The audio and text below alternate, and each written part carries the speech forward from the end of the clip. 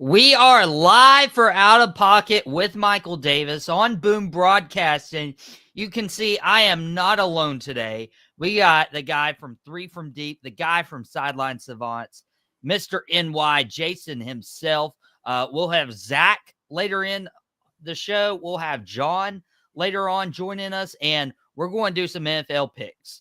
But some housekeeping things. We will not have an episode tomorrow celebrating Mama Davis's birthday. So shout out to her, give her happy birthday wishes in the comments if you wish to do so. And we're going to spend the next hour talking some sports.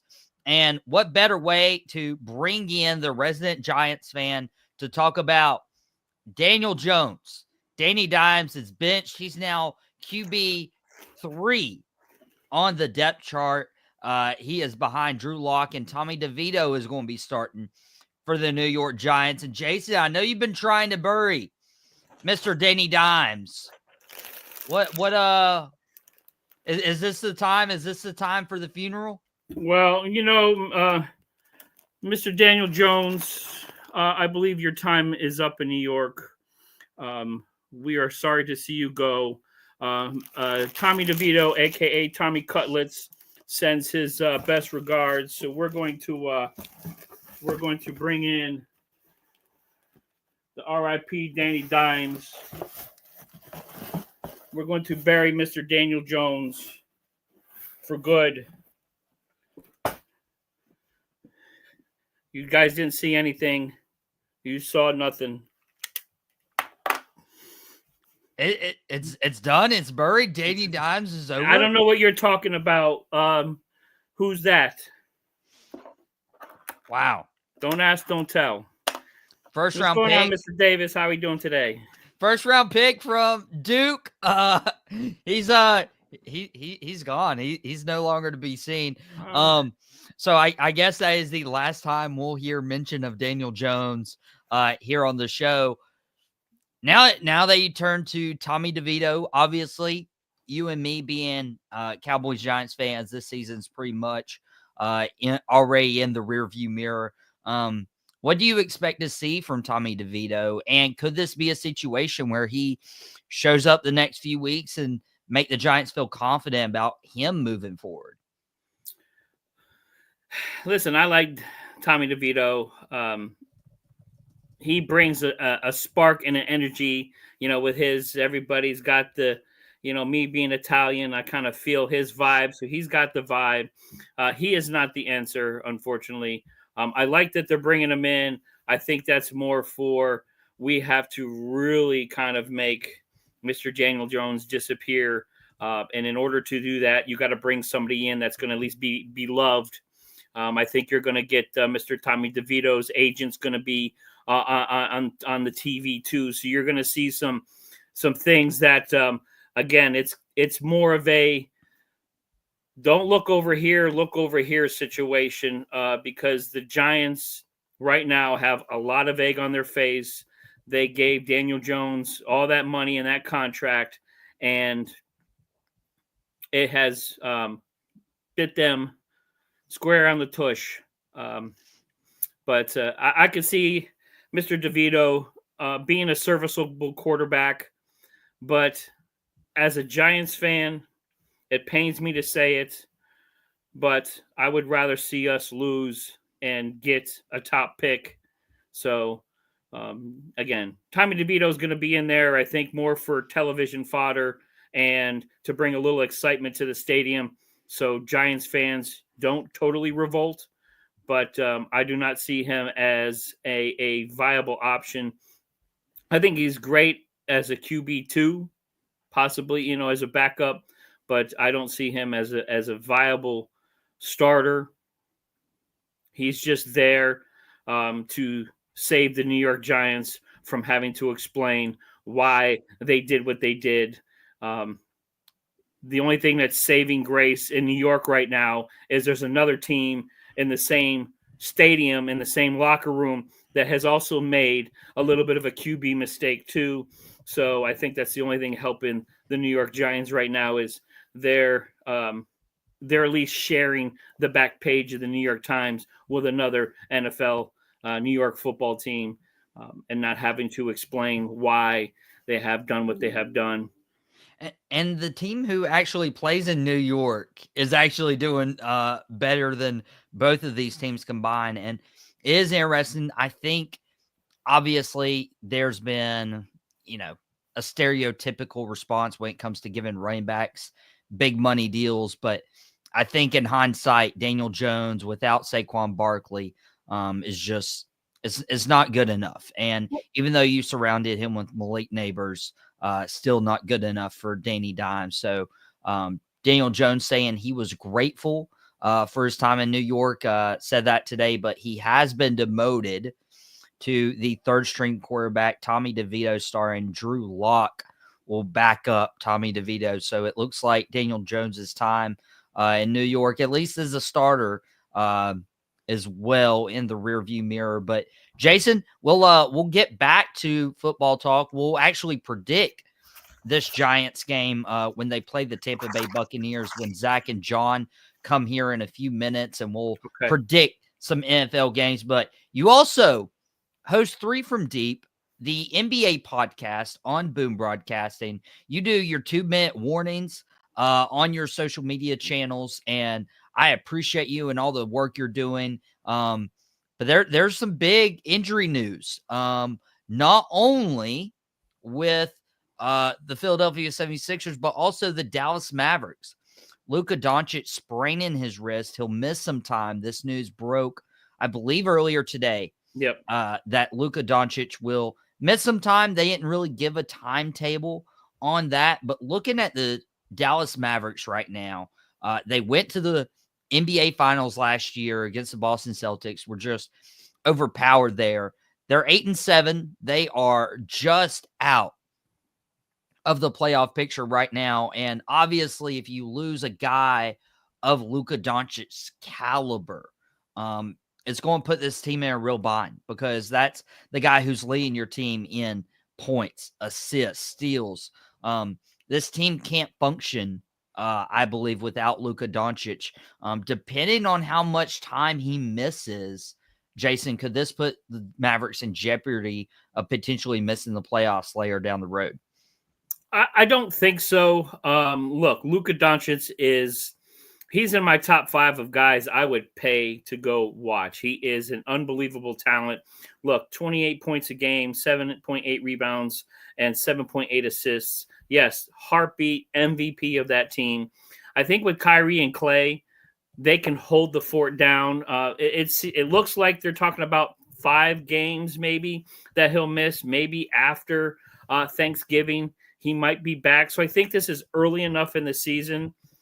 And there's a log jam of teams right now in that division that could fall back. I mean, there's a lot of injuries out there right now. The NBA, unfortunately, has an injury problem. I don't know if it's a conditioning thing. I don't know. You can't blame it on the turf. This is not the NFL, so I'm not too sure if you can blame it on anything other than just bad luck. A lot of the superstars right now that are injured, but Luka hurts. I mean, that hurts that Dallas Mavericks team. But if you look at what they did last year, they started off slow. They were behind, and then later in the season, once you got closer to December, once you got closer to Christmas time, they turned it on and ended up catching up to everybody. So I think the Mavericks will be fine as long as they don't panic, as long as Klay can drop some points for them, as long as Kyrie takes over. Now, Kyrie, 24.4 points a game.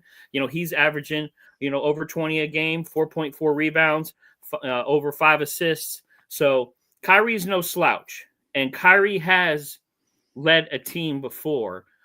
So he knows what he's doing, and he knows he can be the man if he needs to. So I think that, Jason Kidd's going to go to Kyrie and say, hey, look, man, I need you the next week to 2 weeks to just turn it on and be 32-point, 35-point Kyrie Irving and facilitate the ball. Because Klay's a spot-up shooter now. He doesn't run. He's not like Steph and runs the floor. His legs, he's kind of just posts up on the outside. So he really can't move around. So he's going to need somebody to get him the ball. And they're really going to focus their efforts in Kyrie and making him the man right now until Luka gets back. So knock on wood, it didn't sound like doom and gloom. It just sounded like about a little over a week-ish, which is, again, that's not too bad right now because it's still early and there's still a lot of teams fighting and jockeying for position. So I don't think this hurts them in the long run. Yeah, and I think it's going to depend more on, like, yeah, it is November. If you're going to have this injury, let it be in November. Yeah. But with as close as the race is right now in the Western Conference, if it stays this way and the Mavs drop 60 to 70% of their games over the stretch that Luka misses, that's where I'd get concerned. And they don't have an easy stretch either. They have the Denver Nuggets on the road tomorrow night. They have the Miami Heat on the road on Sunday. They continue their road trip against Atlanta. They go home they come home for that one game, against the New York Knicks. Yep. And then they're back on the road against Utah and Portland. But it's Utah and Portland, so it'll be interesting to see how much time Luka misses. He's definitely on that list of players I would love to go and pay to see because he's phenomenal. I know they'll miss him. But Kyrie, this is your chance. Carry this team and see what y'all can do. Now, there's been a guy carrying a team in the Eastern Conference, a little north of me. And John, who will be on in a few minutes, he's our Eagles guy. He's our Philly guy, unfortunately. But his team went out and got Paul George. Apparently, this was not the guy that Joel Embiid wanted on the team. Apparently, Joel Embiid wanted Jimmy Buckets from Miami, but the 76ers go after Paul George, who has had an injury history. And, of course, Paul George gets hurt, and we don't know how long Paul George is going to miss. But, Jason, it doesn't look great in Philadelphia right now with the 76ers. They are struggling to get anything going. Joel Embiid's health, Paul George's health, they've dropped 5 straight. They have the worst record in the Eastern Conference right now. And yes, They do. The Detroit Pistons have a better record. The Charlotte Hornets have a better record. Washington Wizards barely have a better record. Yeah. But Philadelphia, they should not be 2-12 right now, especially with the talent, especially with how Jared McCain is playing. Like, there are things that should be going a lot better for the Philadelphia 76ers, and it's just not. And I wrote an article earlier today, dropped on Facebook Sports Network. Appreciate it. Very good, man. Very good. And I got an idea where I think Joel can go, so we'll talk about that here in a minute. So, but nice. But yeah, I talked about Joel Embiid potentially can't be moved until next offseason, but potentially no longer trusting the process. And I think this Paul George injury, Jason, just piles on to how Embiid feels about this organization. I think it is before that. I think this is just the sprinkles on top of the Sunday. Whether playoff P was hurt or not, Tyrese Maxey going down was probably the strongest injury that happened on that team right now. And look at Joel Embiid, trust the process. The guy has given everything. His body just does not hold up. He is not a viable starting center in this league right now. He cannot stay healthy. He dropped over 30 last night. So, I mean, he had a good game, but they just cannot win. They are not playing as a team. You're hearing the grumblings. Listen, when they start talking about showing up on time, when they start, you're supposed to be the leader of the team, Joel, and you got guys chirping at you right now this early in the season, especially that you missed part of the season starting, and there was chirping before that because you played in the Olympics and you were looking good in the Olympics, and then all of a sudden, oh, I'm not ready for the season. So Philadelphia is a huge mess right now.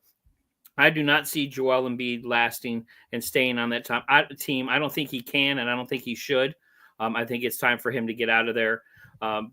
Paul, again, being injured. He just cannot stay healthy. Again, he's not the Paul George of 3-5 years ago. He's not that guy anymore. He's if anything, he's going to be regulated to the bench because how can you trust him? But there is a lot going on in Philadelphia, and you know them Philadelphia fans. With all this going on, you know they don't let anything slide. This is beyond trust the process. We're years past this now. If they don't start doing something, winning some games, or at least making some moves to make it look like, hey, guys, we're going to try. We're going to do something here. We got to shake it up. Let's take some of our chips we got. Let's move some pieces around. If they don't start doing something soon, those Philadelphia fans are going to burn that building down. And some of the things that Joel has said, chirping back at those fans, chirping back at their media, this is not going to end well. This is going to be an ugly, ugly divorce fairly soon here because I do not see Joel Embiid staying in Philadelphia at all.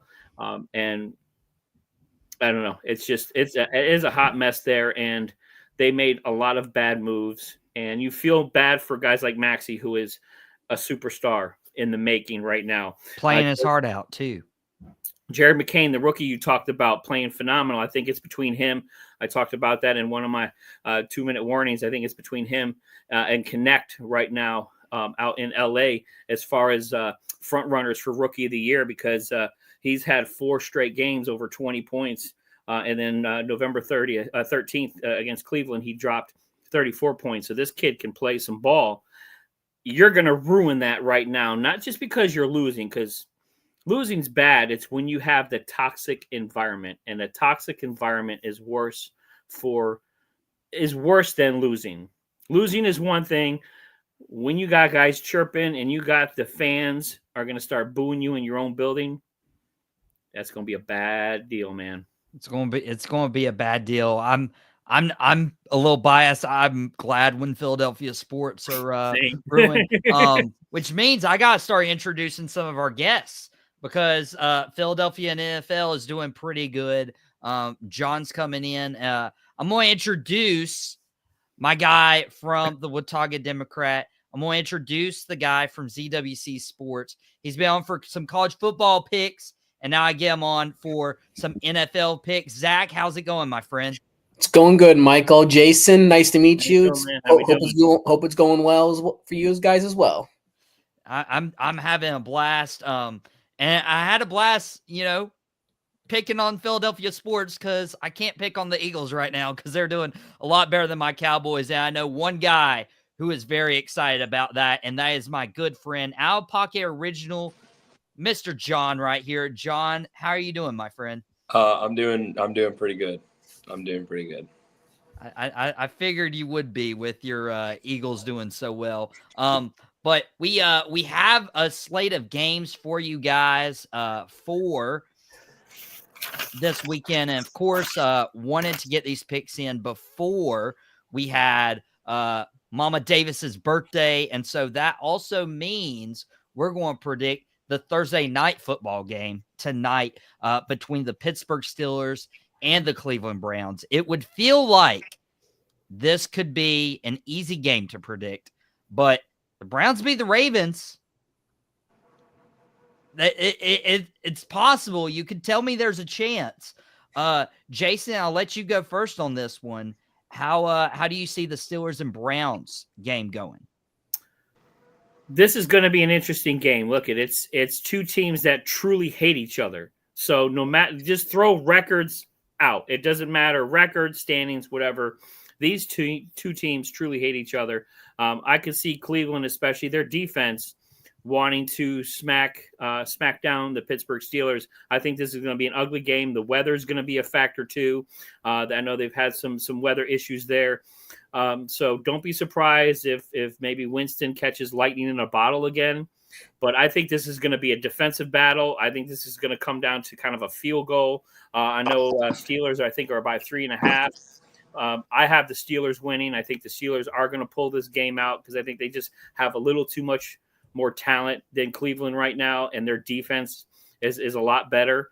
But this is going to be an ugly knockout. I can see some fighting going on. It's going to get chippy.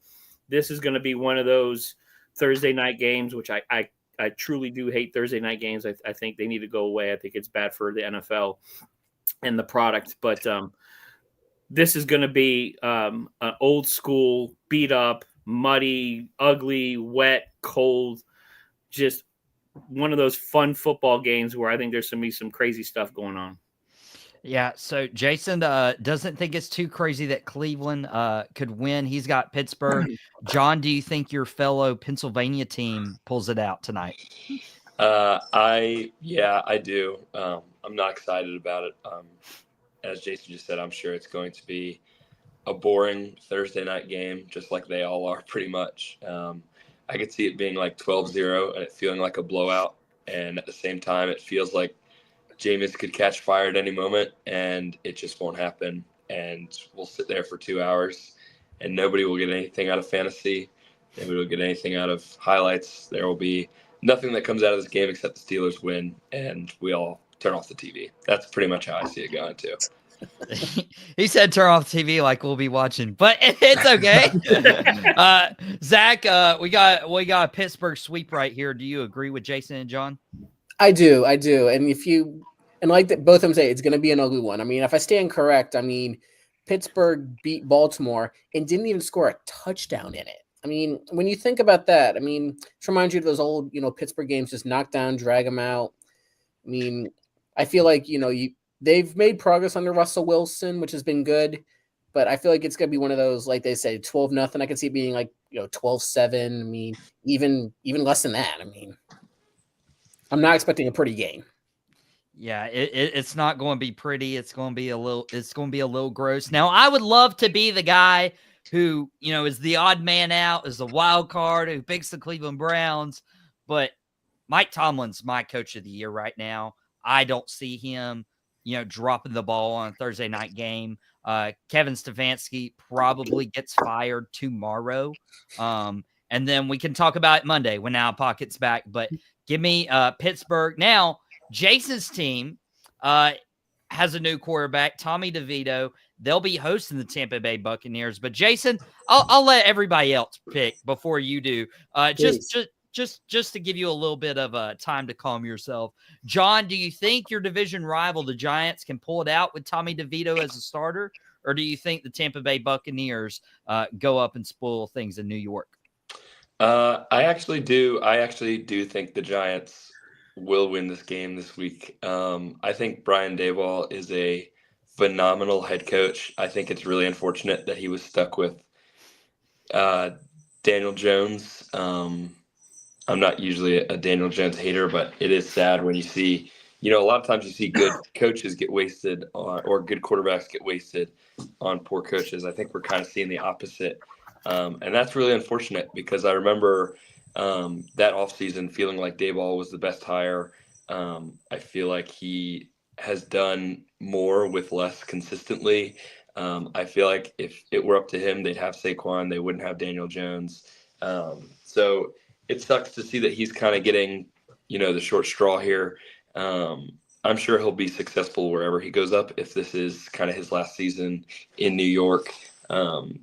Which is a shame because I think he is a really good coach. I think he's good for football. I mean, just what he did with Josh Allen, if anybody could have fixed Daniel Jones, it probably was Daboll. And so I could see him going somewhere and kind of being that offensive coordinator somewhere else that kind of rejuvenates an offense. I know guys like him. I feel like he develops players well.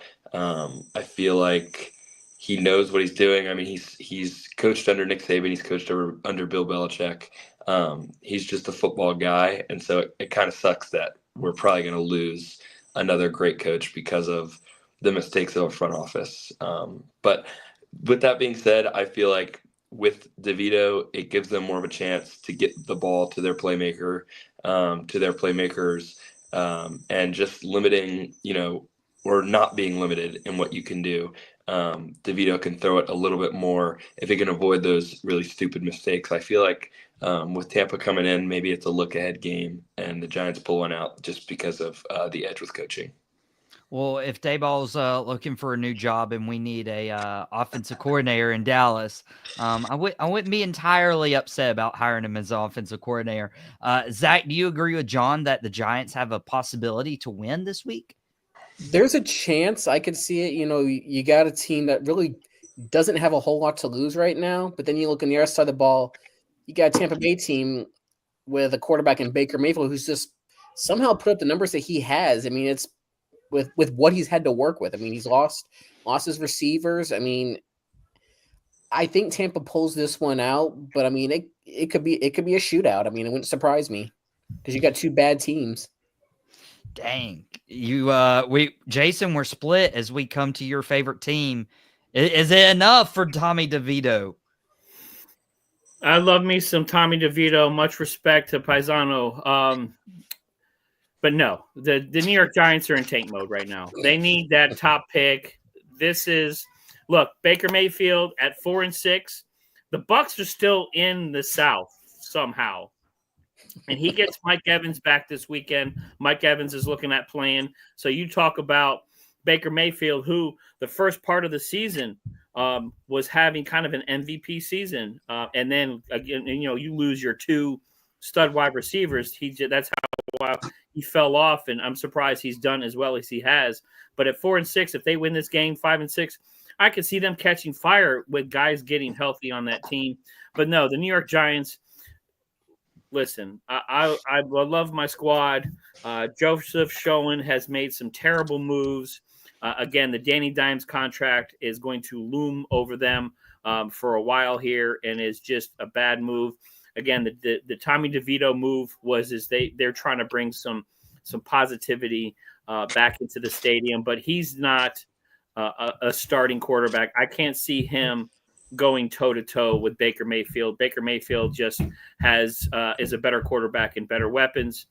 The New York Giants are just not playing well at all. Their defense is phenomenal. That's the one thing that's at least got me excited about the future is the New York Giants do have a really, really good defense, and they have some great pieces. It's just we're missing, a really good quarterback, and that's something we do not have. So, no, give me the Bucs in this one. Baker, I think, is going to have a phenomenal game. Again, he's getting his stud Mike Evans back. They have a two-headed monster there at the running back with Bucky Irvin. No, I can't. I love my squad. I love my Giants, but I just don't see them winning this game again because the Bucs see a path where I think they can still make the playoffs with their guys getting healthy. It would be tough for Tampa to still make the playoffs. But Jason, yeah, your Giants might be in tank mode, but Tommy DeVito's not. Anytime we've seen a quarterback come in for another, like it's been like, okay, like let me show what I can do. I think Tommy DeVito uses that juice, uses that, that macho must that he has to bring. And he actually helps the Giants win a home game, their first home game of the 2024 season that they would win. So give me the Giants in that game. Now, our next game, Patriots-Dolphins.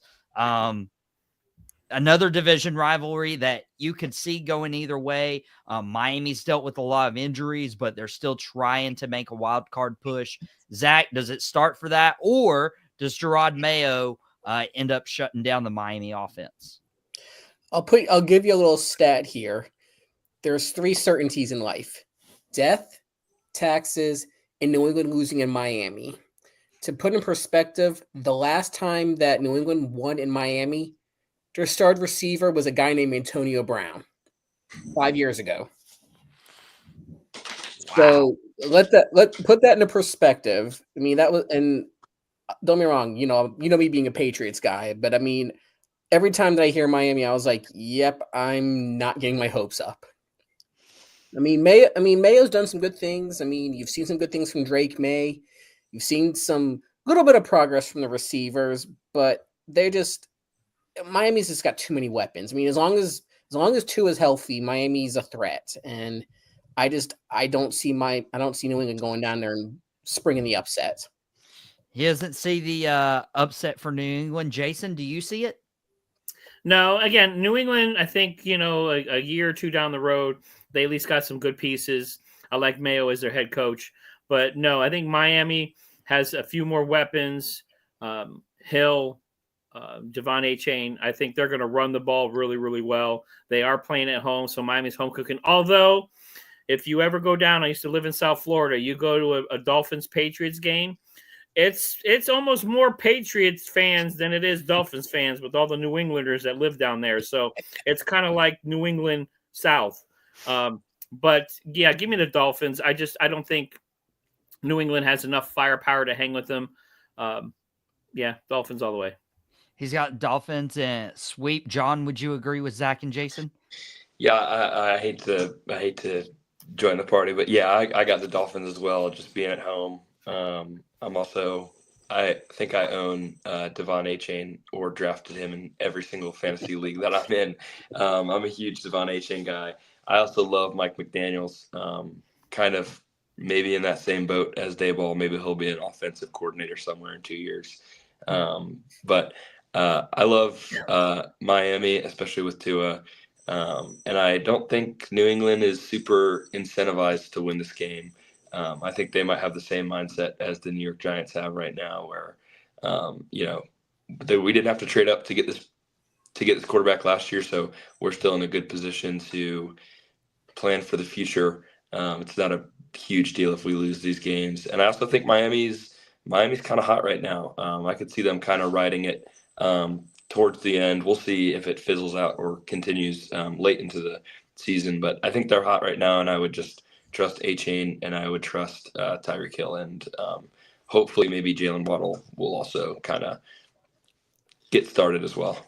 I know, dude. Like, I was so disappointed in Jalen Waddle this year in fantasy. But you're right. They have gotten a hot streak. They've beat the Rams and the Raiders back-to-back weeks, and then they get a cupcake with the Patriots. It's a division game, so it can go any way, but yeah, I feel like I trust Miami's offense to get it going against the Patriots. And I don't believe in Drake May. I don't believe in Gerard Mayo. I believe in Duke's mayonnaise. Duke's mayonnaise has nothing to do with this game, but I'm not putting my faith in May or Mayo. So that's a clean sweep for Miami. That's a clean sweep for the Pittsburgh game as well tonight. So we'll see if we just jinxed both of those squads. But something that means a little bit more for the playoffs.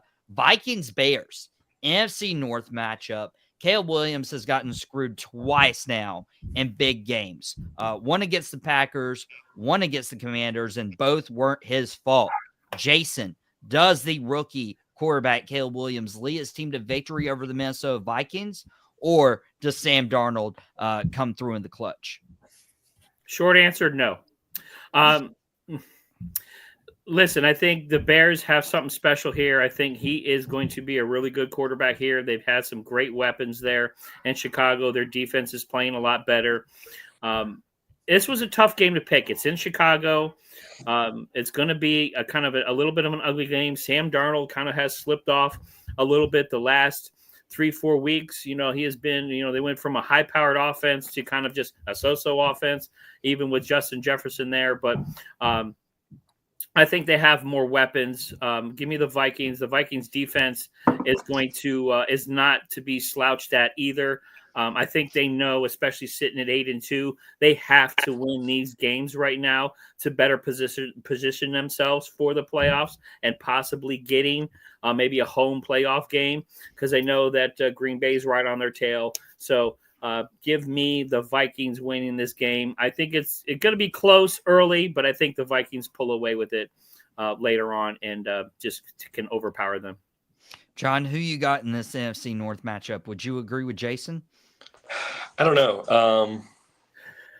This is a tough one. I think I would have to just go Vikings just because of Justin Jefferson and their offense. I like watching the Vikings play. I feel like they're a fun team to watch because you never know if Justin Jefferson is going to take a slant 90 yards to the crib like he did against the 49ers. And who knows? Hopefully it's a Caleb Williams coming out party, because I think he's been a little underwhelming, which I think is okay, especially for a rookie. But we'll see. I'll go Bears just to say why not. It'll be close. I'll go Bears just to say it's a coming out party for Caleb Williams, and hopefully he can get it going. John, if you guys notice this, John was like Minnesota, like Justin Jefferson, but he's like, you know what? I want to see Caleb. He wants to see Caleb. John talked himself into that one, guys. He just went all the way around the barn on that one. Yeah. Hey, this is why you think through your answers when you're taking the test, guys. Absolutely. You got to arrive to the answer, and he might have. Zach, get the split underway. Who are you siding with? Well, I don't know if I'd go with, as I call them, the Midwest Panthers, considering how many picks Chicago got for them. But I'll put it to you this way. After seeing Chicago just completely lay an egg against New England at home, Caleb Williams is good. No doubt about it. I'm not sold on the Bears. Give me the Vikings. Well, Zach, you may not be sold on the Bears, but I am. I want that coming out party. And honestly, Caleb, it's not always been his fault. Like, how do you respond to him going up and getting the lead, and then of course Jane Daniels hitting that weird Hail Mary pass? How do you explain Caleb getting his team all the way down the field just for the special teams to allow a block kick? Caleb's had the worst luck. It's bad luck there for Caleb and the Bears, but I think that turns this week and they get a huge win. And, they're still 4-2 at home. They've won all their games at home. I think that continues. Give me Chicago in this matchup. And speaking of the Green Bay Packers, they host the San Francisco 49ers this week. So it's going to be quite the matchup in the NFC. More playoff implications. John, when you think about this game, who do you have, the 49ers or the Packers? I have the Packers. I think I saw that it was maybe going to be a snow game. I think they got some snow either today or yesterday. So maybe we're in for a really early snow game. That would be awesome. I think the Packers, if you just look at how they spread the ball around and how they have so many wide receivers who are just below that wide receiver one threshold. Any week it could be a different guy who's going to pop. A couple weeks ago it was Kraft, and then it was Josh Jacobs, and then sometimes it's Christian Watson. So they have a bunch of different ways that they can win. So I've got the Packers in this one. As an Eagles fan, recent history, I enjoy watching the 49ers lose. I enjoy it. It's something that gives me great joy. I wish they were healthier when they lost. I think that's definitely part of it as well. Some of these guys are aging, not having Ayuk and stuff. Tennessee legend Juwan Jennings, though, has been helping them out. So I think this is a chance for a shootout like we were talking about. It seems like Green Bay is always getting into high-scoring shootouts. I remember week 1 against the Eagles. That was a pretty high-scoring game. So I've got the Packers, but I think that maybe there's a chance that we see a bunch of points and touchdowns scored this week. Man, dude, and I would agree. I do love seeing the 49ers lose games, but I also love seeing the Packers lose games. I'm not entirely convinced on my pick yet. I'll let Zach go on this one. Do you agree with John that the Packers win a game in Lambeau? Yeah, I think so. I mean, you look at this 49ers team, you would not have think with all this talent, they'd be sitting at 500 this late in the season. I mean, granted, you had injuries, you lost McCaffrey, you lost Debo, but you look at Green Bay and somehow, they're playing as well as they are, considering, Jordan Love's taken so much flack this year for this year. But, you go in there, you pull it out against Chicago, but like John said, you're at home, potentially be a snow game. You don't bet against Green Bay in the snow, and you don't bet against Green Bay in November. Give me the Packers. He's got the Packers. Jason, would that be a clean sweep for you? Let's sweep it on through, man. Look at Brock Purdy's hurt. He's got the bad shoulder right now. So there's some questions there on whether he's going to be 100% or even play in the game. Haven't heard anything on that yet, but I'm sure that's going to be coming down the pipe here real quick. And this is one of those games where the 49ers, if it's going to be snow, the field conditions are going to be off, what do they do with CMC? You got a guy that just came back fresh. do you want to risk losing him for the rest of the season? Do you want to risk, how much are they going to play CMC? How much are they going to worry about his legs? So, but give me the Packers. I think they just have more weapons. I think Jordan Love, again, is should have been and in the MVP discussion this year if he didn't get hurt, because he is that type of talent. But the 49ers have a lot of questions right now. They know they can lose a game and still probably make their way through the West the way that division is going right now with Arizona and Seattle. So I think they know that, hey, if we drop this game, at least if we get out of here healthy, we still have a chance to run the table and kind of make the moves into the playoffs. So if I'm San Francisco, I'm being very, very cautious in this game with your star players right now with Purdy and CMC. But no, give me the Pack. I think they're going to run the ball. They love them little jet sweeps with Reed and everything. I think he's going to have a really good game. So let's go Pack all the way. Y'all make really compelling points. And yeah, like the NFC West has been dominated by the 49ers, but it looks like, you win your division, you're in. But I think San Francisco's also looking at, hey, we're getting a little healthier now. We have our best player, Christian McCaffrey, back. Hey, we're playing an NFC rival where if we had the tiebreaker, I mean, if San Fran wins this game, they'll only be one game behind the Green Bay Packers if it came to a wild card race. I think San Fran's going to be motivated. I'm going to be the lone wolf here. Give me the 49ers to win in Green Bay and see how Brock Purdy comes out and delivers. That'll be my pick. Now, 49ers in a tough division, but currently leading that division are the 6-4 Arizona Cardinals, but it could be taken over this weekend if Seattle wins a home game. It's Arizona in Seattle. Zach, who do you think wins that NFC West matchup? Because the winner of that will likely be the leader in the division after this weekend. It's funny. You think, all you've heard about was, Kyler Murray can't get the job done, but somehow he's got the team leading division this late in the season.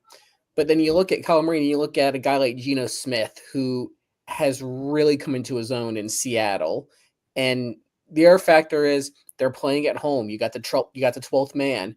I mean, I got to go with Seattle on this one, even though, Cardinals are favored to win, but it's only a 1 point favorite. So, I mean, that one could go either way, but give me Seattle. He's got the 12th man. Jason, are you going to be joining that 12th man with the Seahawks win?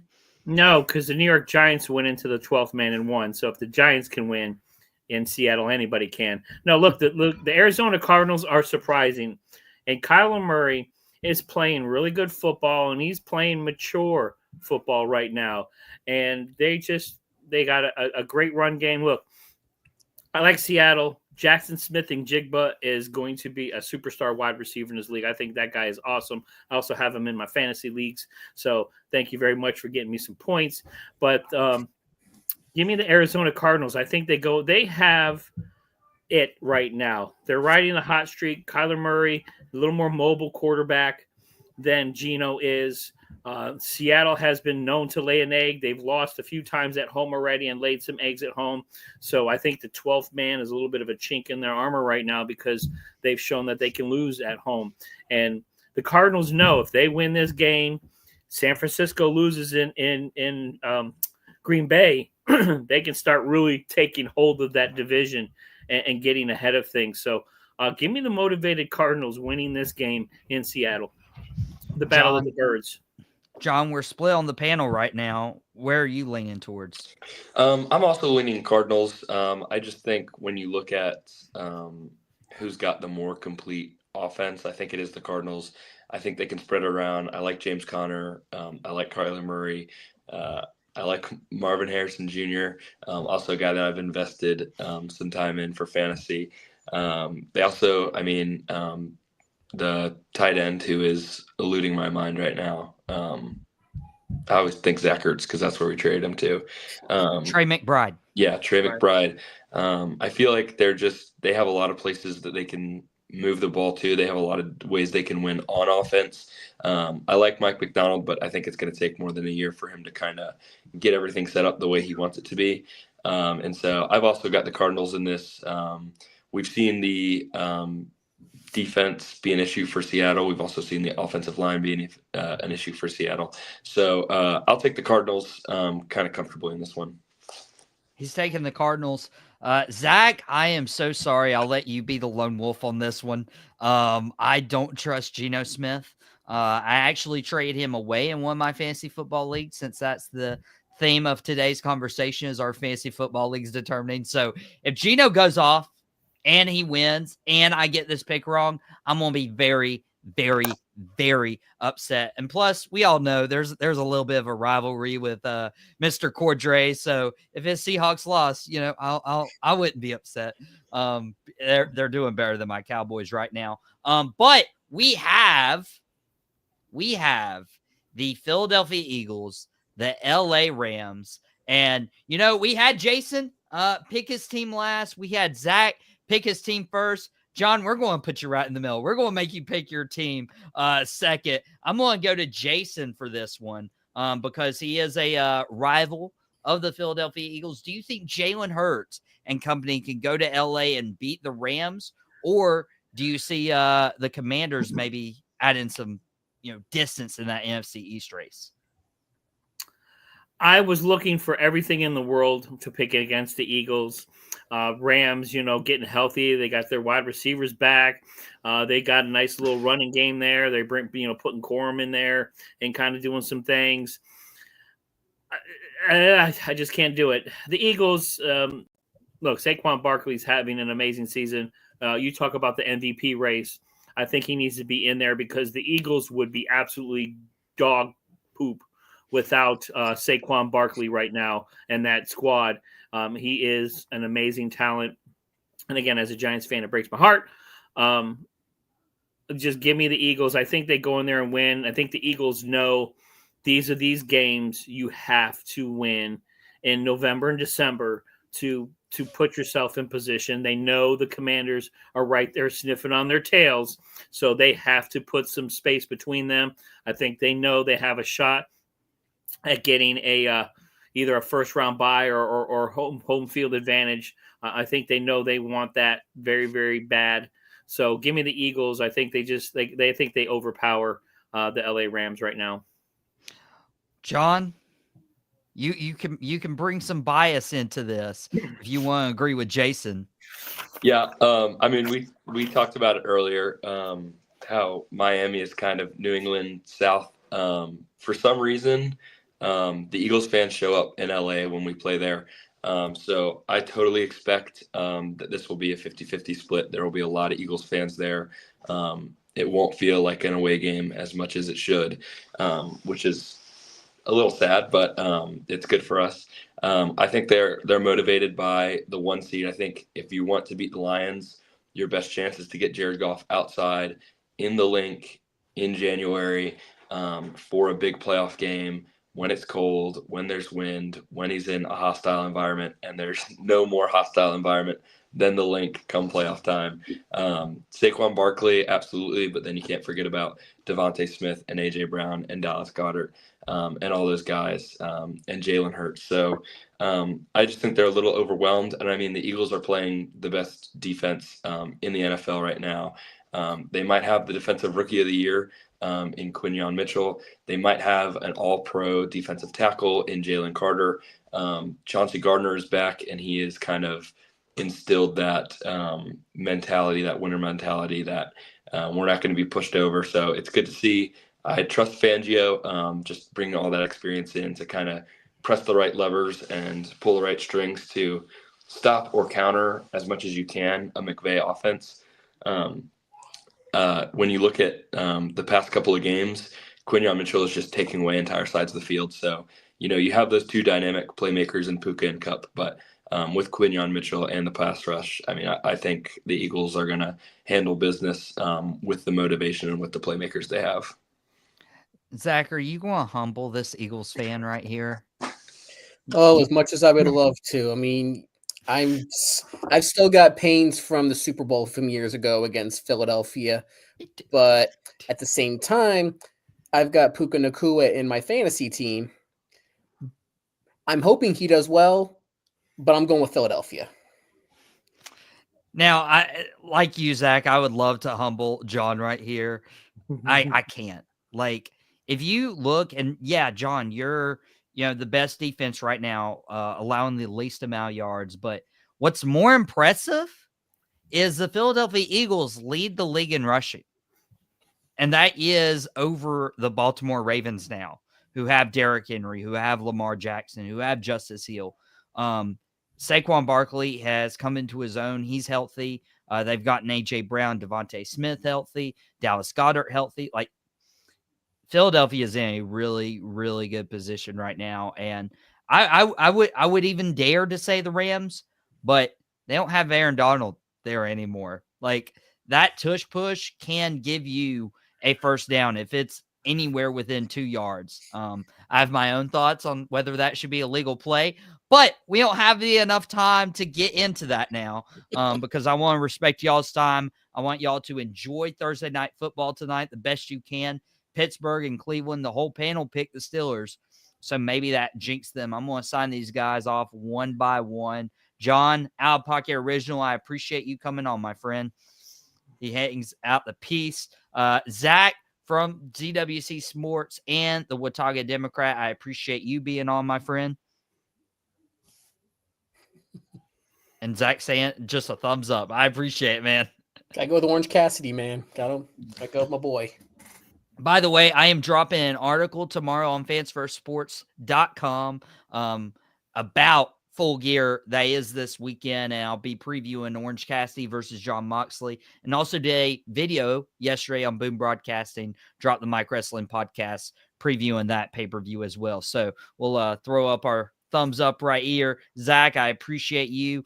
And then we have our guy, 3 from Deep, Sideline Savants. We got Jason, who was talking some NBA with me. If you guys enjoyed NBA talk, if you guys enjoyed the fantasy football talk today, that's your guy. 3 from Deep on Monday and Sideline Savants on Wednesday. I love being on here, man. Thank you so much, Michael. It's always a pleasure to be on here. And until we meet again. Until we meet again, we won't talk about what happened to Danny Dimes at the beginning of the show, but we won't incriminate anybody. Guys, I appreciate y'all so much for joining us. Out of Pocket Boom Broadcasting today live.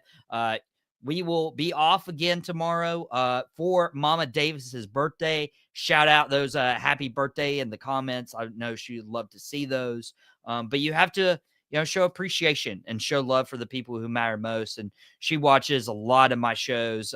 So unfortunately, I won't give her the birthday present of watching another one, but I'll give her the birthday present of my time and appreciation. So much love to you, Mom. You deserve a great birthday. I'm super excited to get to spend that with you.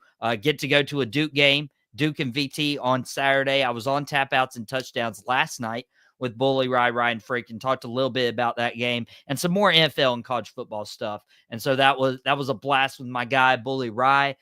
Sunday we'll have the Gridiron Address, but until then, like, you've had so many shows drop. Like, we talked about 3 from Deep. We talked about Sideline Savants, but you had Quick Hits on Tuesday. You'll have another Quick Hits tomorrow. You'll have Dugout Debrief from earlier today. It Stinks from earlier today. I mean, I just keep losing count and track of everything. So, guys, while Out of Pocket won't be on, there's plenty of content for you to enjoy on Boom Broadcasting's YouTube channel. Hit that subscribe button, and if you've already subscribed, send this link to one of your friends who you think will enjoy it. We have a little bit for everybody. And so help us to get to 500 just so we can continue creating content for you guys. But I appreciate y'all so much.